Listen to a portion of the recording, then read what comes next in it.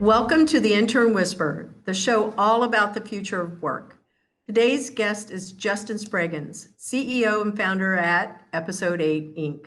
Welcome, Justin, to the Intern Whisper. How's it going? Thanks for having me. Super excited to have you here.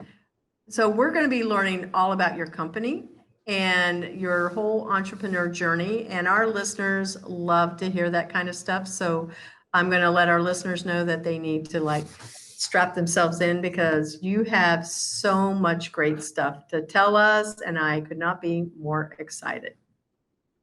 I'm excited too. That actually brought me way back to my first business, way out of completely opposite of tech. As you're painting the picture of that kind of story, I went back to my painting business. I started when I was like 14 years old, rollerblading to market it. I was dropping the flyers off in mailboxes, but come a far way, and definitely excited to share my story with you now.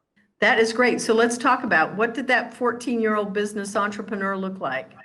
Yeah, he was different than this, but I grew up in Cleveland, Ohio. So, and this was in, I'm much older than the normal kind of tech college co-founder, but I guess when would have this been?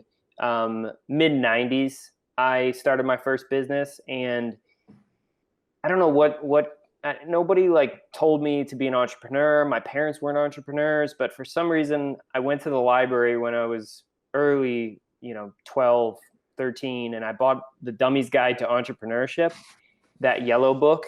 And I read it cover to cover. And then that led me down this path of looking at Millionaire Next Door and Rich Dad, Poor Dad. And I started listening to Zig Ziglar and, Tony Robbins, but he's not quite business at the time. But I started a painting business because in Ohio on the summers, I needed to make money, and I figured, I would just do it myself. So I had rollerblades and I made flyers, and I went around the ritzier neighborhoods in my town, and I put them in the mailbox because their mailboxes were at the edge of the street. So I could rollerblade past and put the flyer in without really stopping my motion. So I was able to put a lot of flyers through that neighborhood quickly, as opposed to going up to the door. So I found that to be an effective way to mass market with the right houses. But I wanted to sound very professional, so I called the business Premium Painting and Power Washing. And I was 14 years old saying that I had a premium painting and power washing business. But I've always been very type A, and I'm a perfectionist. So I did an excellent job when I started booking these jobs. And primarily what I focused on was power washing and staining decks. And in Ohio, it's nice because the winter and the summers really abuse people's decks. So you get these repeat customers every 2 summers. They're ready to be power washed and stained again. So I fell into this, I guess, that find because I was able to get, residual from one project. But ultimately that started me in my business. But what I really love, and I still do this today with coding, design, building my apps, when I would work, I would listen to books on tape. I never would listen to music. I would only listen to books on tape. And now I can listen to podcasts, which is exciting. And of course, books on tape with Audible. But I would go to the library and I'd rent all the business books I could find on tape. And I'd have my, CD player, I would be my painting gear. My CD player was covered in paint by the end of the summer, but I would just listen to more business books on tape. And that is what I did my entire high school. I literally worked all the time. I went to school, got off school, and then just went to work. And I saved every single penny I could save. So before I graduated high school, I did have a really good nest egg saved. And the next logical step was to go to business school, because I thought that would be a nice next, kind of learn a little bit more about entrepreneurship, about business. So I went to Miami University, which is an amazing business school in Ohio. It's a beautiful campus, and I loved my freshman year. It was amazing. But my sophomore year, I take my first entrepreneurship class, because the first freshman year was a lot of the general classes. But my sophomore year was my first where it was the entrepreneur class. And he told me in the class, he said, this class is awesome to help you learn some skills to be an entrepreneur, but you really don't need college to be an entrepreneur. And the next day I dropped out of college.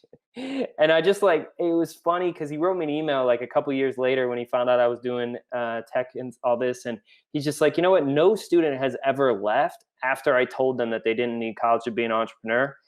I was also leaning that way anyway, that I was going to do something different and not finish school. But after that class, it was the catalyst that I knew that I really didn't need to give college another 3 years to do exactly what I want to do in life. And I didn't know what that was yet. Clearly, I had no idea that mobile apps would come out and Apple would release this platform that empowered entrepreneurs and developers to create apps for them, which has literally been what I've been focused on for the last 10 years and love it. But I just knew I could figure it out because, when you have that spirit in you, you just, make things work.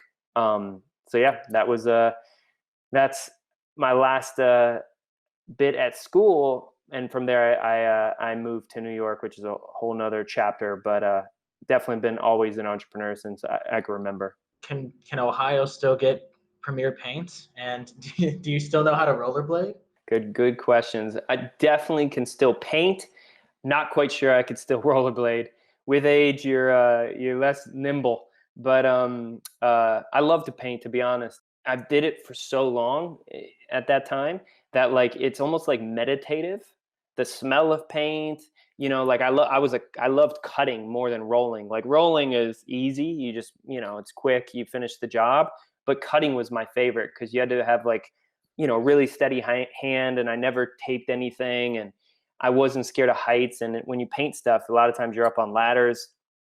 But yeah, I could still paint, but I don't do it anymore. I really have learned a lesson in my life that I try to invest my time extremely wisely. So I wouldn't really take on many painting. I would rather bring in some great painter friends and do that. But I try to spend all my time building apps, and really of course with family and stuff. But anytime that I have outside of family and friends, I really try to focus on my craft, which is now app development. Whatever it is that is really I'm struggling with, if I go and paint, it takes all of that energy out of me. And then I'm just I'm at peace. I love it. That's amazing. Going back to the question, you're currently working with Episode 8 Inc. What does that company do, and how did you come about getting there? I know we're probably taking a quantum leap from that 14-year-old guy to where you are now. And I'm sure there's an amazing story in between there. So if you want to take us down that path, you can, and then we can end up at Episode 8. So feel free. You can drive. Yeah, that sounds great, because I actually think that's the most important kind of message that I try to communicate to really friends and anyone, young entrepreneurs or young people with ideas, is to just take the first step and to have courage that you can do it. And it takes, of course, a team and a ton of help to execute anything, but you could definitely start. So for me, when I left college, I fell into acting, which was something I never thought I would ever do in my life. I never grew up looking at actors or watching anything related to that. I wasn't in drama school. I wasn't in any of that. But my close friend in high school got picked up by one of the top modeling agencies in New York, and he ended up becoming one of the biggest male supermodels of that time. So he was like, come out to New York, hang out for the summer. So I did after I left school that year, and it was just such an incredible experience. I'd never been to New York City. New York City was an awesome, time for me at 18 years old to just live it up. And my friends were really doing cool stuff. So I was like, well, I really can't go back to just painting houses now. I'm kind of I got this bug. So I started taking acting classes because they were models and I'm not a model. So I was like, oh, well, I'll start taking acting because one of my buddies back then was Channing Tatum. He was with the same modeling agency, and he actually was the one who got me into acting because he started doing commercials because he was a successful model and he started booking commercials. So I was like, oh, that's cool. I'll do that too. I could start getting commercials. So we actually got the same commercial agent. But I started taking classes. And then I moved to LA because my commercial agent and talent agent then was like, you'll do way better in Los Angeles. So I had never been to LA, never thought about LA. I love palm trees and sunshine. So I was thinking one day I'd end up in Florida or something. But after my agent was like, move to LA, I was like, cool, I'll do it. And I moved to LA. I had known a couple people here because New York and LA are very similar in their, community. So I felt comfortable enough to come out here at 19 years old, drove across the country and started pursuing that career. The entertainment business has a ton of entrepreneurial tendencies and pieces to it. You have to handle rejection really well. You have to always put yourself out there. You have to package yourself like a business and try to find your fit. But a lot of it's out of your control because you're an actor and you're not painting the picture of the content. So it wasn't exactly, I could tell it wasn't like a perfect fit, but along the way I was at one of this agency. It's called CAA, Creative Artists Agency, and it's one of the biggest agencies in LA, probably the top one. For a meeting one day, this was 2009, maybe 2010, and this little burger joint called The Stand was trying to get me to follow them on Twitter, check in on Foursquare, friend them on Facebook, subscribe to their YouTube channel on their little flyer when I wanted to order this burger. And I was like, all these social networks were brand new at the time. And this was my first app idea. I said, well, I don't want to go to all those places because I'm very much of a neat freak and I love things organized. So where's the one spot that I could go to that has access to whatever it is you want me to see?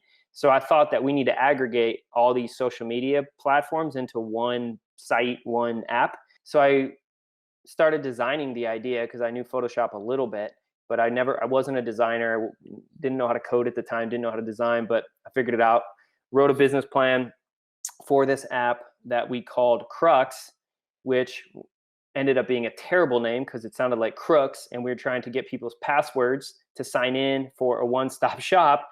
So after pitching it, I learned I needed to change the name. But I was really blessed that the first person I told it to invested capital into the business and wanted to partner with me on it, which was, for an actor, incredible. Like the amount of no's you get before you book your first job as an actor is like 1,000 or maybe more, where it was crazy to have an app idea and the first person I told wanted to invest in it and wanted to help me raise more capital. So we did that, but the idea was definitely a good idea, but it is unrealistic to create because the social networks started limiting their access to their APIs. So we couldn't get the single sign-in data funnel that we wanted to build. So, but along the way, I started meeting VCs. So I put together a target list of all these venture capitalists that we would pitch this idea to and get a seed round for. So I started pitching VCs and built good relationships, but they did tell me that, this app's not going to work because of the restriction on the APIs. So, but they said, keep us updated on other apps you build because you definitely could build products, because the app we built was really nice and it was a well-made iPad app at the time. So I knew at that point I wasn't ever going back. Like I really loved the process of building that app and being in a startup and focused on this space. So I started another company. We built a number of apps with that company. The most successful one was called Looksy. We partnered with top Instagrammers and created photo filters for them. So instead of going to like ViscoCam, you could create like you could buy a photo filter from your favorite photographer on Instagram, and the proceeds were split with the photographer. And that app did really well, but I wanted to build something more social that was more like a photo editor. So I started brainstorming ideas on the audio space because I'm really big on communication. I think that life is so it's meant to be focused on building relationships with others, and there's no way to build a relationship with somebody else unless you talk to them. And I noticed with social media at the time, people were posting content and people were liking or commenting an emoji on it, and they felt that they were still connected to the person. But ultimately, true connection comes from conversation. So I felt we need a social network that facilitates conversations with people and not just likes or retweets or watches, right? Views. Those are great for content and exposure, but I really wanted to build a network around conversation. So created an app called Unmute, which was really funky of a concept. it was live streaming your phone call. So if I called you, anyone could just listen to us. So it's almost like agreeing to be phone tapped, which I thought could be pretty cool for podcasters, because if you wanted to record a podcast, you could do it live and then people could tune in and they could be unmuted. That was the concept. They could listen to your talk that was live and you could unmute whoever you want to talk to. And it could get recorded so you could post it afterwards. But what happened is when we launched it, it got featured by Apple as one of the best new apps that week. So it got some just exposure, and teenagers started using the product as a way to make new friends, to meet each other. And that was super exciting. So that was my first experience with an app that really started generating some momentum. And it was really effective in raising venture capital money, because I had built a lot of great relationships with VCs over those few years that I was building those other apps. They saw that I kept building great products, and I was had apps that were on top of this app store. And with this concept being audio social, being disruptive, where it's like live recordings where anyone could participate, it was definitely something that it was one of those hot deals in Silicon Valley where it was pretty crazy how fast you could close millions of dollars from VCs with a direct hit like that. So we did that, but that comes with sometimes a good process or a good next phase and sometimes a terrible next phase, which unfortunately we were part of. We weren't able to get to the next level. So sometimes the signals of these apps are good, but they're actually not, you can't scale them, because what makes Unmute really awesome is anything is live. So when you jump on a call, anyone could jump in. But what starts happening is because anyone could jump in, there was bullying started going on. It was hard to filter out the type of content that you'd be more interested in discovering, because it was all on the front page. So we weren't able to really get the momentum we needed to get to the Series A with that. So from there, I've been building a number of apps. I built a few with Unmute, started another company, built a couple apps with that, but most recently circled back to the audio space, because after I've built all these apps over the years, I think I've had 15 or so apps on the App Store that are all awesome. They're all great. They all could have succeeded or with the right timing or the right marketing. But I just looked at myself last year and just was like, what app, if you only build one more, what would it be?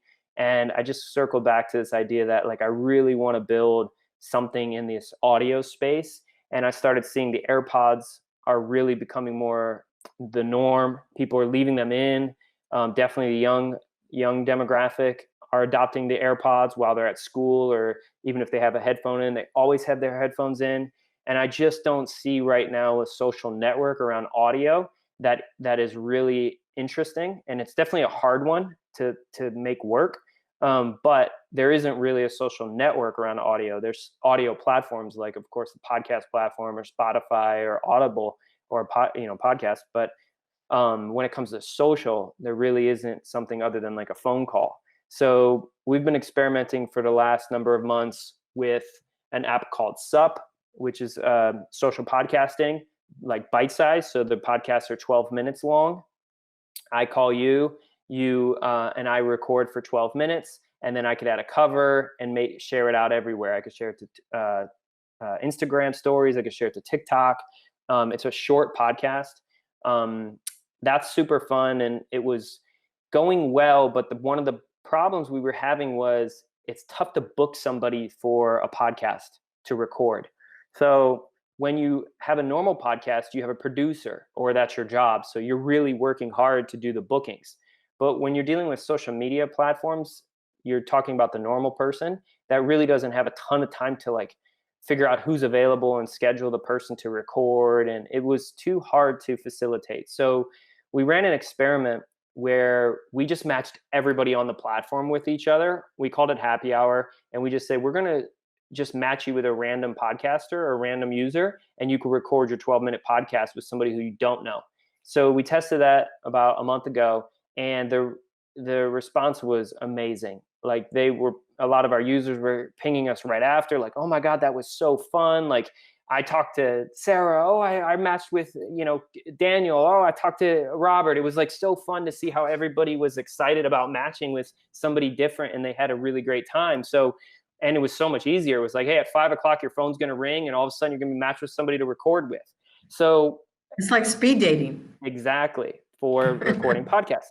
So we're like, that was an awesome experiment.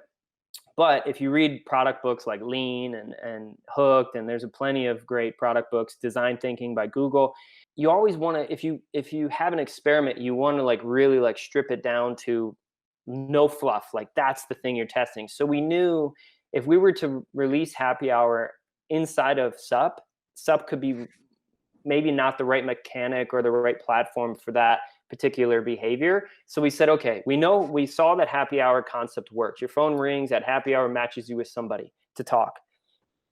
What if the app was called Happy Hour? What would it do? What would be different than what we see here with SUP? And we knew that we could design something and build something around that core thing about bringing people together at a specific time and matching with somebody that they want to talk to. So we were like, let's not try to add this into SUP. Let's actually try to see, can we build an app around this thing that we discovered to be really interesting? So for the last few weeks, we've been working on Happy Hour, which is our new app that we're really excited about, and really feel like this is the timing for it because we are so separate from each other in schools. Most businesses are working remotely completely. Schools are trying some blended mix and now pulling back. So we've all moved, of course, to Google Hangouts and Zooms and any video chat we're using to try to have conversations. The thing about Happy Hour that I think is really exciting for a fit for our new normal is if we all put together a Zoom, which I've done this with my families, I'm sure you guys have. I'm like, okay, Saturday at 5:00, I'm going to send a link, or we try to put it on the calendar, and we want to have a big group chat on Zoom or Google Hangouts. It's really hard to have a good conversation on those things because there's 8 to 12 to 15 people on the chat. So it's a really nice way of saying hi to everybody, but not a really great way to build relationship and to stay close during a time of separation, or we don't live near each other. So that's why the more one-on-one or the three-way phone calls are built for more relationship building. So the way that Happy Hour works is you create a group and you can invite as many people as you want to the group. So we're using it for our team right now, which we've got about 35 people. And once a week at Happy Hour, we scheduled it for Thursdays at 5. Everybody's phone rings and it matches you with another teammate. So it was really cool last week because some of our graphic designer got matched with one of our engineers, and they're able to talk about the topics that are inside of that Happy Hour. So this is another attack at cracking this kind of code around like social audio, but we feel like this one is definitely already showing signals that it's onto something, and we're really working hard to push this out to capitalize on the timing we have right now. Wow. What a really great ride that was too, because like I see how fast, well, first off, my biggest takeaway is technology. We know that everything is moving. Like I wake up the next morning and go, oh, what change was made to this social channel or this platform or anything. And then you read new terms and then something else is going on. So you're moving at the same speed as the technology is out there, and it's hard to keep up. I know that's incredibly hard. What I really enjoyed about what you shared is the lean methodology that you had to adapt to, and that you just jumped straight into that whole customer feedback, essentially, to be able to see what's the opportunity, how is that going to be a trend, and would it make you money? That's genius. I wish I could code. I don't do that. That's not my natural skill set. However, it's definitely is something that I would love to. I've become more conversational in it, though. Definitely, I can hold my own in a conversation with a programmer. That's a start. I didn't code for the first year. I dug more into the design. I was tinkering with updating the designs from the designer, and I started getting better at that. But then I started realizing that, like, as an entrepreneur in this space, you don't need to be the best at any of it, but you need to be able to know it all. So I just said I need to teach myself how to code. which I did, but I always had this mental block that I wasn't a coder. But all I do is code. Like I code all day, every day for the last 8 years. And I just started realizing like a couple of years ago that I'm like, no, I'm not, I'm going to take that block off and I'm going to be able to just code, which I now am getting so much better because I'm not judging myself. Oh, I'm not a coder. I'm an entrepreneur. I'm a, in this, CEO here, but I have to wear all the hats, and I'm always around better engineers, like always. But the thing about when you're an entrepreneur, the reason why I have great co-founders that are engineers is because I also can engineer and I also can design. So I'm moving the ball forward enough where they're like, wow, this is going towards something exciting. I want to be involved. And then, I'm able to always work with excellent engineers. So I'm not the only one engineering, which is amazing because I'm not at the level where I could ship the app completely by myself as an engineer. The UI I've got there where I could do all the UI, but back end I still have some learning to do on that. But I have co-founders that now handle that. But I design as well. I could hold my own with design, but I also have a partner that I love working with on design. So it is very important, I think, when you are a leader to be able to do all the jobs of the people that you're leading. So they know like, wow, you're in the trenches, even though like this isn't your focus, but you can hold. So, and that a conversation of the topics and knowing the lingo is a start of it, so you could easily now tech code is getting so much easier to learn now. I mean, especially if you dive into Swift UI. Yeah. Blocks. Exactly. That like you could start spinning up a little test project. And even by just doing something like that, taking a tutorial on something like Design Plus Code, which is super simple to get through, and like you build your first app, then when you meet an engineer, they're like, oh, that's so cool that you did that. You can relate a little bit more, which I think it's gone a long way for me. But yeah, now I could do a lot of it, which is exciting. I agree with you. That's some of the things I've done, those very same things that you were recommending also. I've gone to some of the programming classes through meetups, and I've said, okay, let me just understand what's going on here so I can be relatable and relevant and then conversational. And it truly has helped a lot. I had to learn how to create my own spec docs. And then I was also learning, just like you were saying, doing some of the mock-ups. And after I've done the mock-ups and then the spec doc, I sat there and went, wow, I feel pretty accomplished that I can, be in the room and I can understand what they're talking about. It's all about, like what you said earlier too. Again, I could not agree more with you on this relationship. We as humans were built for relationships. That's what our purpose is. Part of our purposes in life is how we can give to somebody else, and then they also give back to us. So it's like I feel like I am like in your head with you right now. I am walking this road with you. So it's definitely out of my ballpark because I'm not familiar with coding and app development. But you guys can't see me, but I had like audible reactions to what was going on, but I was muted. But your story is just so amazing, and it's just like it's a roller coaster, and you've only gone up this entire time. And I'm not saying there's going to be like a fall, but yeah, you've only gone up, and it's just so great to hear. And I know you briefly touched on it with wanting to create an app all about audio, but is there an end goal for you? Yes, there is an end goal, but going back to only on the way up, and Ray Dalio has a great graph for that. And I didn't ever think about it the way Ray has put it with his principles graph, but it's definitely not up, right? Like startups, it's a roller coaster. You go up and then you go down, then you go up, then you go way down, then you go up. But the thing about it is you hope that it's on an average going up, even though you're in these ups and downs like this. But as long as you're going up, you're actually moving forward.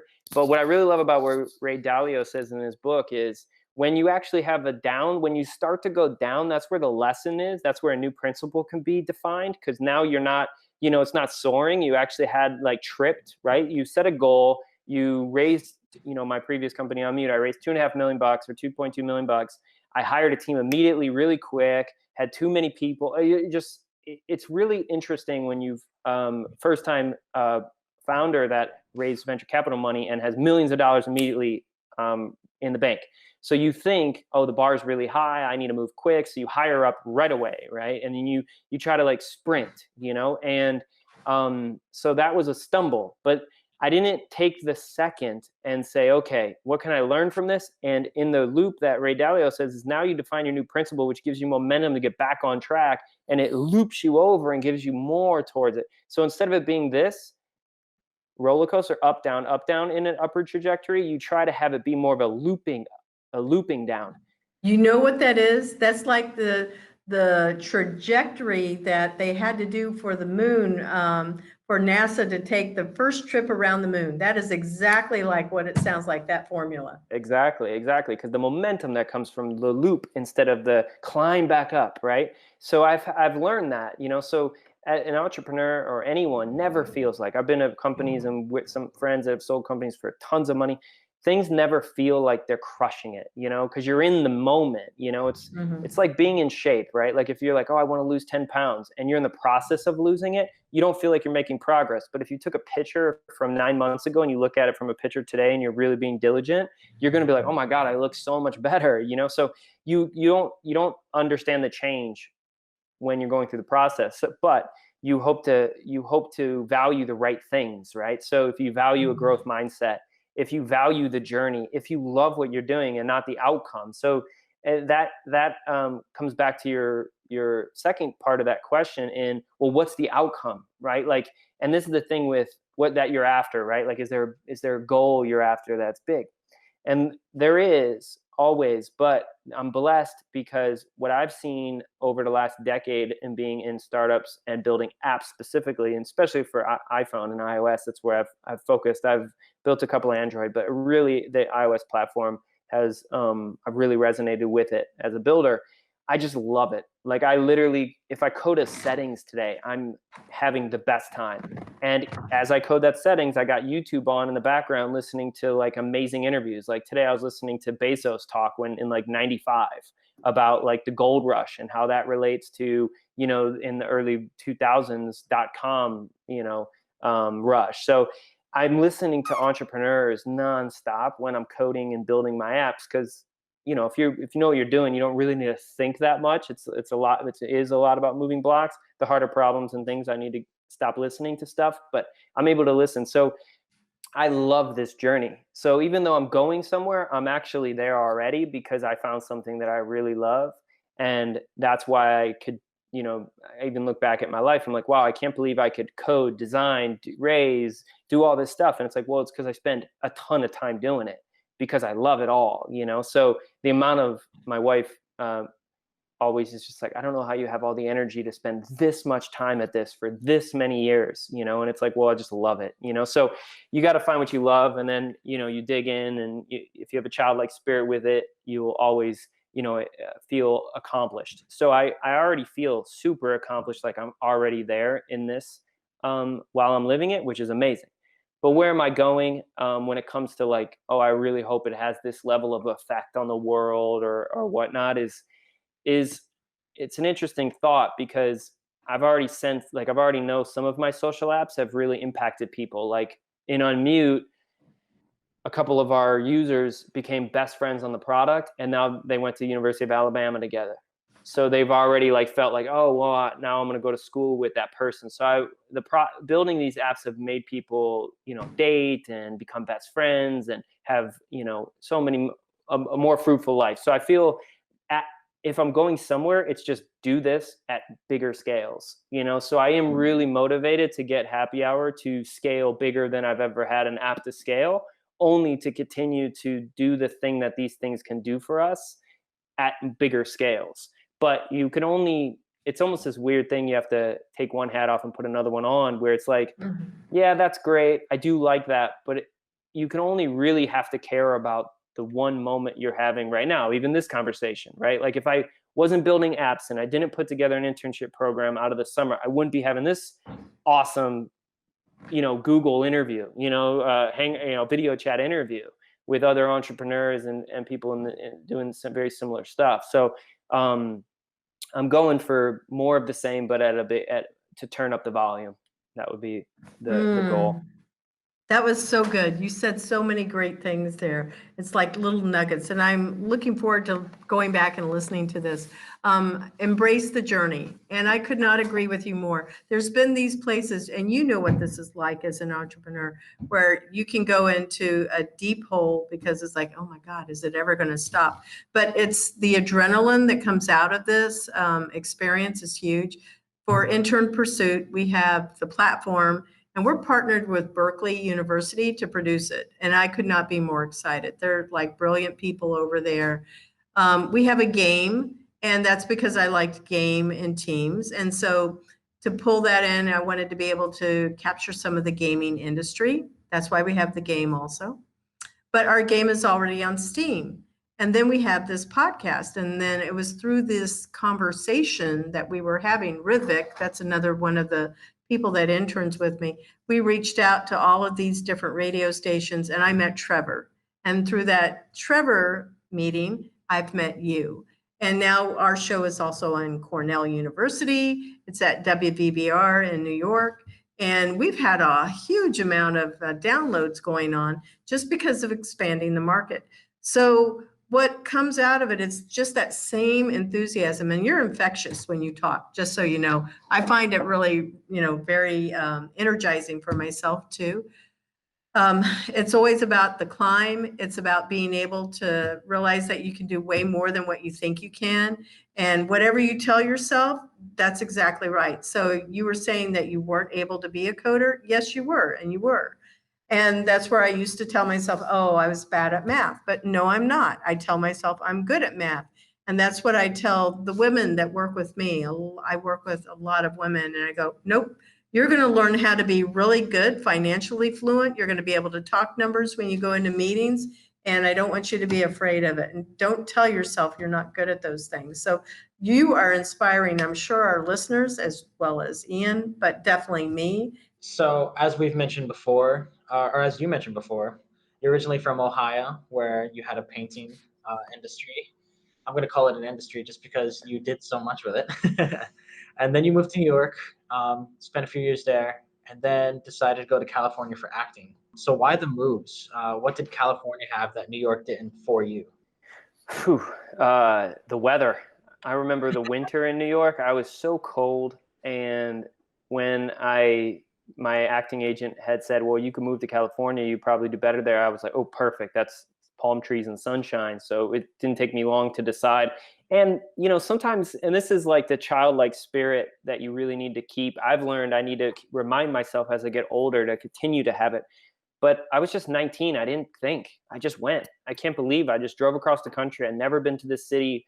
I remember driving in late that night in Burbank by IKEA, and I thought it was the Hollywood Hills where the actors lived, and it was like Burbank, So the next day I made it into West Hollywood where the Hollywood Hills are. But you're just so excited, and I think like as you get older and you get more reps in any profession or environment, sometimes it's easy to kind of take it for granted, or you get a little jaded, or you lose this excitement for it. So I always kind of check myself back when I get into those spaces.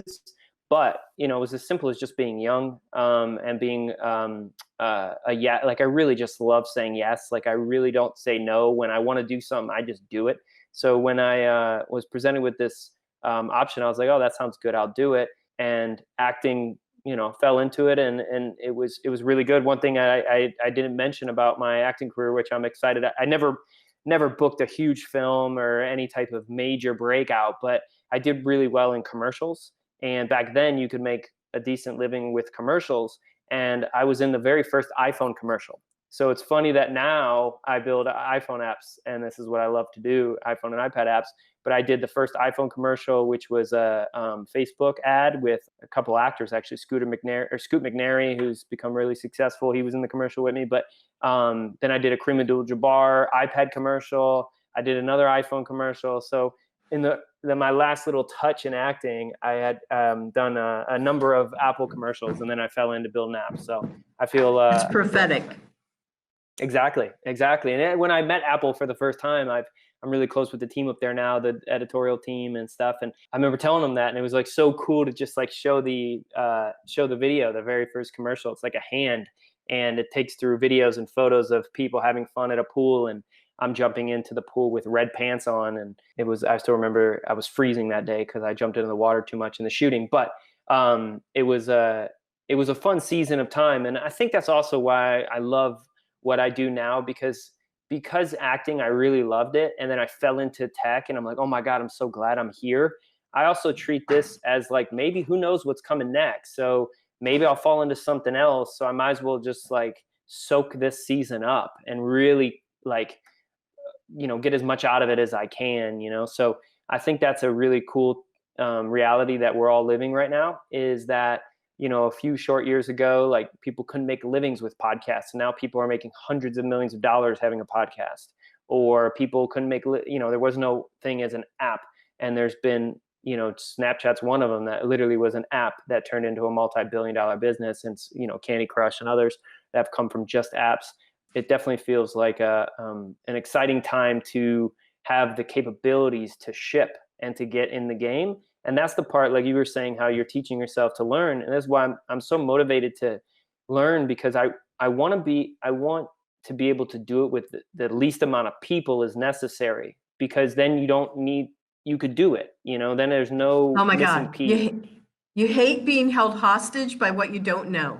That is exactly how I approach it. I go, oh my God, I don't know this. I want to know it. I don't want to not be able to participate. It's just one of those things that drives me. Yeah, it's the underdog mentality that, like, a couple people could compete with, Facebook app right now or whatever app, it doesn't take, it's just the market is there. Can you, and Apple has opened it up where you could ship to the market. So, game on, and let the users decide, which is what it's all about anyway, right? If you build apps, you're building for people. It's always about the customer or the person, in our case, the user of the app. How do we serve them? Which leads to, what we're, how we met you, and putting together an amazing internship program and a team, right? Like the users and the team you assemble, which is part of your company, is what's so important. And we've been really blessed to have a great internship class this summer, and then now we're putting one together for the fall, which has been an awesome process. How big is your company? How many employees? So we have 3 of us full-time, two engineers and myself. So really 3 of us coding, but I'm doing design, and then we have a part-time designer as well. And then that's the core team. And then we have about 30 interns. Yep, that sounds like where I am too. Yep. So we have internship programs for sound design. We have internship program for like motion design, motion graphics, and then we have internship program for marketing, and then we have an internship program for podcasting. Because our app SUP, we put together the podcast program for people that were in communication or the radio program at school to record weekly podcasts on the SUP app.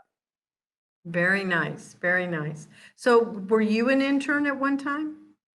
No, I wasn't. But when a few years ago, we hired an intern for Unmute, and it went really well. So then the next summer I was like, oh, I need to bring in many more interns, because you just get such fresh excitement and skill sets. So I was like, next summer we're going to bring in a lot more. And it was incredible. I mean, we have just the best interns. So I've become addicted since, and there's great platforms. I mean, we use Indeed, but we just get a lot of great applicants, and I've just had such a good experience. So I'm going to work to get you as one of our employers too. So cool. That way you'd be using Intern Pursuit as your provider. Oh, I love it.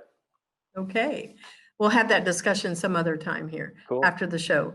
Best mentoring advice. What type of mentoring advice? Because you have been giving us all kinds of really great tidbits and words of wisdom, but what was the best mentoring advice you received? And then also, who were some really inspiring mentors in your life? You've mentioned a lot of really good names, like, Kawasaki, that did the Rich Dad Poor Dad.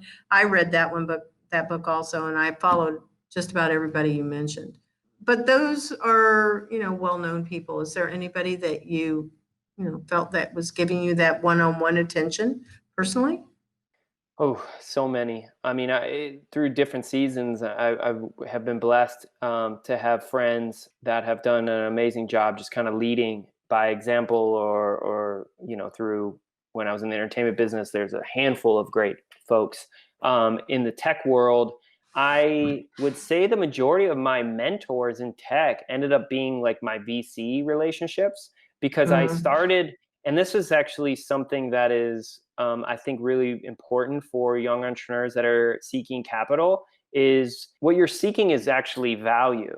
And what you think is value is capital. But ultimately, value is really what is most important. So if you could do it without capital, then that's great. Because when you do take capital, you have to give up a piece of your company, and that has trade-offs. But what I what I did in the very first, when I first started talking to VCs, I never pitched them. I went to get their feedback, because I thought, these VCs, they invest in a lot of companies. They've either been co-founders on these companies, like Reid Hoffman in LinkedIn, or now he's at Greylock, but they know the space so well. And how, like, I could get a meeting with them by saying, hey, I got this new startup I'd like to pitch you and get your feedback. They'll take your meeting because they don't want to miss out on the deal, and they don't know, and they want to build relationships with entrepreneurs. So I'm meeting with all these great VCs that were former operators, or, just even professional VCs, but they see so many deals. And I never went in there to pitch. I went in there to conversate. I went in there to ask questions. And I wanted to show what we were doing and get feedback on how we could take this to the next level. What would you do with this? How would you look at this particular opportunity? How would you monetize this? How would you grow this?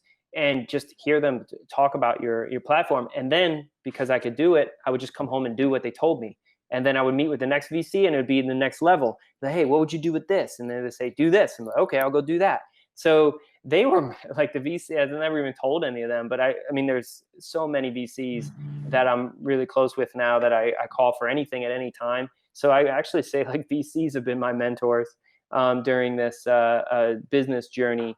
I do think that there's a lot of validity in being mentored by, the books you read or the content you consume. Yeah. And I think that's the thing that I think is the piece. I don't know how other entrepreneurs do it, but I have to have a constant trickle, a constant stream, not trickle, a constant stream of like momentum. And what momentum comes from,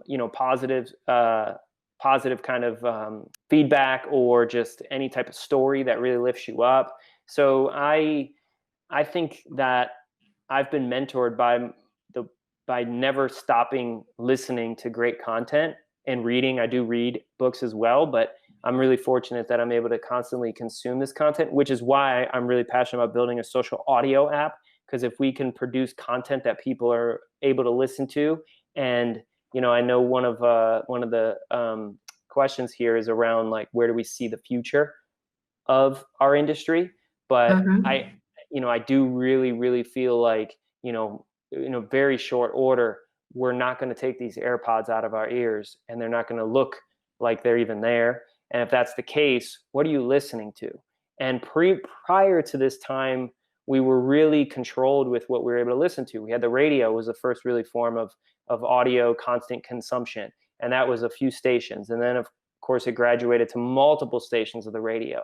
And then, now podcasts have really boomed, where it's like I can listen to all this content and learn things while I'm working out, while I'm taking walks, while I'm commuting, while I'm sleeping, while I'm doing anything, washing the dishes. I could do it, or I could listen to something.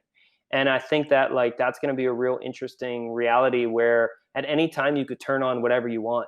So just keep turning on stuff that's moving you towards the goal, or towards your truth that you want to go towards. And it's a beautiful time to live, that we have access to all that. I couldn't imagine, of course, there's every era has a shift that you can argue is a regression or a progression, right? Like, we have technology, which is, you can argue, well, we're getting disconnected from nature. And 100 years ago, 200 years ago, our ancestors were getting all this from the nature, from a day by the river, a day at a lake, on a hike, really, working the land, planting, sowing. So now we're not doing that as much. But what we do have, what they didn't have, is information. Like you were saying, oh, I want to learn that. I want to figure out anything I don't know. I want to figure it out. Well, you can now. It's literally Google it or tune it in the ears, you know, like, because whatever you're tuned into all day, every day, all of a sudden, that's your cup. And that's what's going to come out when something is presented. So I feel like as an entrepreneur, why I've been able to keep doing it over and over again, 15 apps, 3 businesses, you know, a bunch of tasks, is because I'm just constantly filled up. Like I always fill the cup with the correct tools to empower motion, you know, or momentum forward. So definitely an exciting time. Yeah, I agree. I agree. You are exactly whatever it is that you eat, what you listen to. It's whatever is important to you in your life. That is what defines who you are. Yeah. So we're going to be wrapping up our show here. How can our listeners contact you? What's the website, your social channels, email, whatever it is that you want to share? You don't have to give any of that, but whatever. This is pretty crazy. A guy who builds social apps, but even on our app on the App Store, I give out my number. I'm a talker or a texter. I really don't. I think engaging on social feels like impersonal. So you could call me or text me at 424-324-0442. That's what I use. So even on our Happy Hour app, I have my second phone where if you want to give feedback, you just text me, and it's literally my phone. Like it's not an automated second number. So I haven't had a lot of people take me up on it yet, but I definitely think that that's how I'm going to roll from now on, because I just I think it, you know, it's what I Gary Vee does about. that. He does. He puts his number straight on out there, and you know, people respond. Yeah. I love about Gary Vee is he has a company that does something that he said, okay, I'm going to test everything for myself before I would want to then pitch a company to do it. And I think that's genius, you know, and he's done an excellent job. He's he's always experimenting with every new platform. We actually built one of our apps. I think I had a call with Gary about it actually. But we created a filter pack or a sound pack for him for sound bites, because we had this app Beep that was like audio GIFs, where I would send a short voice message to you and you could add a fun like GIF or a sound bite from like The Rock or NASA or whatever. So we created a Gary Vee pack. And he did download the app and check it out, which was exciting. But yeah, he's big into audio. So it'd definitely be cool to see his take on Happy Hour once we start getting it out there. Oh, I bet you're going to be hearing from him, because you will reach out to him. You'll make that magic happen. Yep. Amen. All right. Well, I'm just going to throw this one out there. Jesus, girl, but I'm kind of picking that up from you. That's where you are. You're a spiritual guy. So. Oh yeah.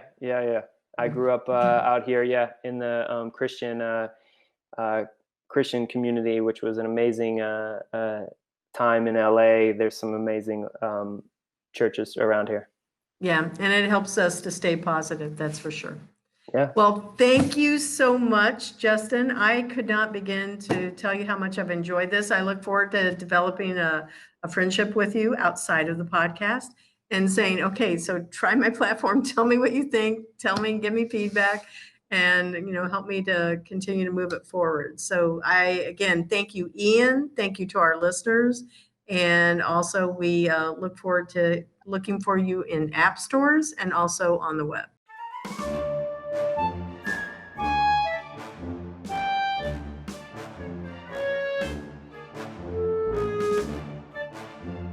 The Intern Whisperer is brought to you by Cat 5 Studios, who help you create games and videos for your training and marketing needs that are out of this world.